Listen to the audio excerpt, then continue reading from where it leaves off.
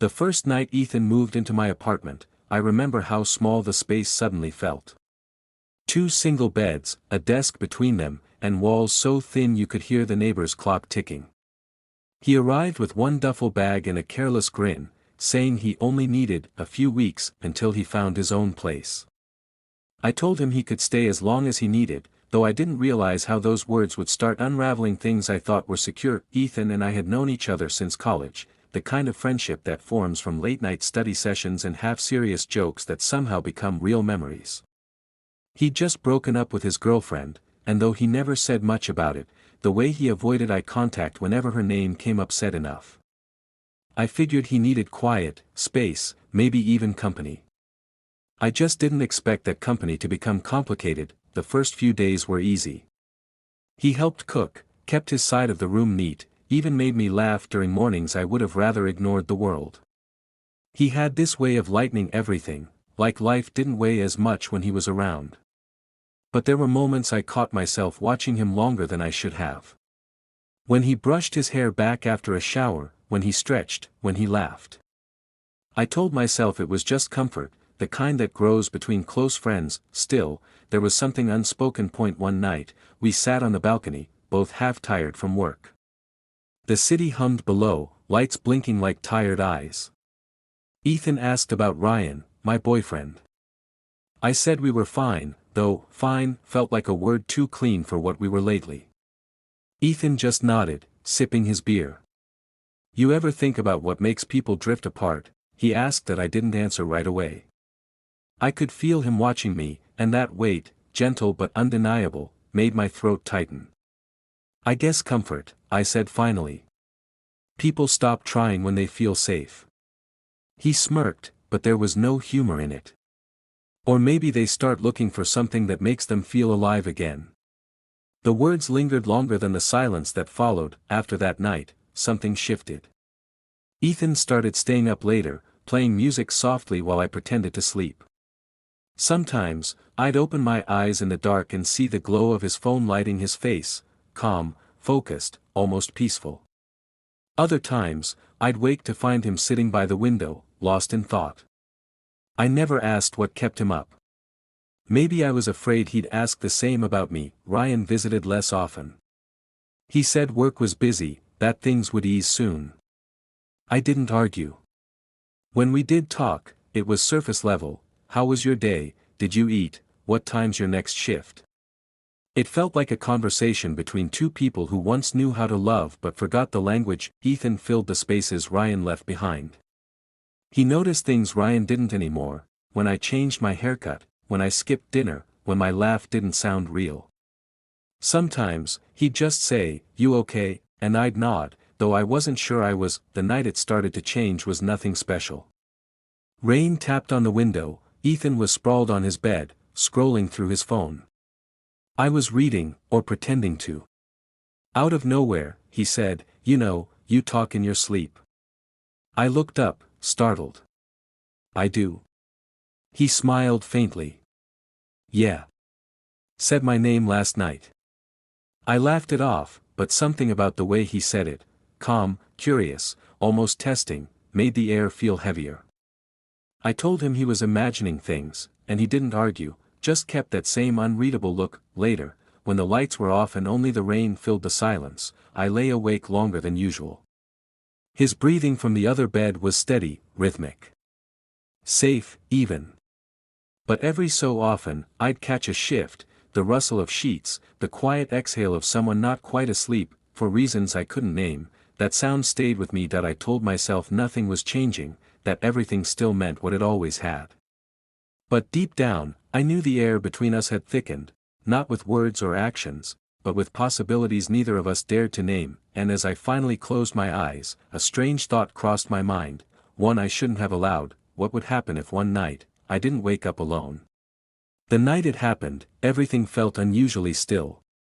The kind of silence that presses against your chest until breathing feels too deliberate. Ethan had gone out with coworkers and texted that he'd be late. I waited up, half reading, half listening to the ticking of the clock on the wall. When the door finally opened past midnight, he slipped in quietly, damp hair, flushed cheeks, eyes a little too bright from whatever he'd been drinking. "Didn't mean to wake you," he murmured, pulling his hoodie over his head. His voice was softer than usual, almost careful. "I wasn't asleep," I said, though I wished I had been. He smiled faintly, the kind that never reached his eyes, and crossed to his bed. The air smelled faintly of rain and his cologne, that crisp, earthy scent that seemed to fill every space he entered. I turned off my lamp and lay down, facing the wall. Behind me, the bed springs creaked. Then stillness again. Minutes passed. Maybe more. I drifted somewhere between sleep and awareness, my thoughts slipping in and out of focus. That's when I felt it, the smallest shift in the mattress beside mine, the quiet sound of someone moving. For a moment, I thought I was dreaming. But then the warmth of another presence settled closer than it should have. My pulse stumbled that I didn't move, didn't speak. I told myself it was nothing, maybe he dropped something, maybe he was just adjusting his blanket. But the air between us had changed, heavy and uncertain. I could sense him there, so near that the faint rhythm of his breathing brushed against my neck. That I opened my eyes in the dark. The ceiling blurred above me, the faint glow from the window tracing vague shapes across the room. I wanted to turn, to say something that would break the tension, but words refused to form. Every second stretched thin. When I finally shifted, just slightly, Ethan froze. For an instant, we were caught, not touching, but aware, painfully aware, of everything unsaid. I could feel his hesitation, his confusion mirroring mine. And then, as if realizing the line he'd crossed, he moved away. The sound of him returning to his bed was quiet, almost ashamed. Sheets rustled, a breath caught, then the kind of silence that swallows everything. That I lay there for hours, staring into the dark, my heart beating like I'd just escaped something dangerous, or maybe walked into it willingly. I didn't know which frightened me more. When morning came, sunlight spilled across the room like nothing had happened. Ethan was already up, tying his sneakers, humming softly under his breath. His calmness unsettled me. "Morning," he said, glancing up. That I nodded, searching his face for any trace of what last night meant, but there was none. Just that same easy smile, the one that had always made things feel simple. "You okay?" he asked. "Yeah," I lied. That we went through the motions, coffee, dishes, idle talk about the weather, both of us pretending. Yet beneath it all, I could feel the shift. A small, irreversible crack had opened, and we both knew it. Over the next few days, he acted normal. Too normal. He joked, cooked, texted me memes. But whenever our eyes met, something flickered, recognition, maybe guilt, maybe curiosity. I tried to convince myself it had been nothing, that I'd imagined it all. But each night when I lay down, the memory returned like a replay. I couldn't stop. There was a moment, 2 nights later, that confirmed it hadn't been a dream. Ethan came back from the shower, towel slung over his shoulder, and paused by my bed. "You haven't been sleeping well," he said quietly. That I forced a smile. "Just stress." He looked at me for a long second, eyes unreadable, then nodded. "Yeah," he said softly. "Must be that." That night, I couldn't sleep at all. Every creak of the room sounded like a question I didn't know how to answer. I kept thinking about how easily something invisible could change everything, how one silent moment could alter years of trust. That I didn't tell Ryan. How could I? I wasn't sure what I'd even confess, that nothing happened, but everything had. That I wasn't innocent, even if I hadn't moved. By the end of the week, Ethan and I barely spoke after dark. The air in the apartment felt cautious, like we were both afraid of what the other might say. Yet the distance only made me think about it more. Sometimes, in the middle of the night, I'd hear him shift in his bed and hold my breath without meaning to. Part of me dreaded another night like that one. Part of me wondered if I'd stop it, if I even could. And though we never mentioned it again, silence had taken on a new sound, one that said everything words couldn't. That morning, I realized silence could be the loudest confession. The silence between us deepened, but it wasn't uncomfortable anymore. It was the kind of silence that carried its own language, the kind where every breath feels like a question, and every glance feels like an answer you're not ready to hear. Ryan looked around the room as if searching for something to say, but his eyes kept finding mine instead. I like your playlist, he said finally, nodding toward the small speaker on the table. You have good taste. I smiled faintly. Music's my escape, I said. It helps when life feels a little too loud. He nodded slowly. I get that. His tone shifted, softer now. Sometimes silence says more than people ever could. The line hung in the air between us, like something fragile but powerful. I didn't know why, but I felt like he understood me, not through words, but through the spaces between them. A breeze from the window moved the curtain, brushing cool air into the room. Ryan leaned back on the couch, his expression thoughtful. You and Adil, you're close. Yeah, I said. He's like a brother to me. Been through everything together. That's rare, he murmured. Having someone you can really trust.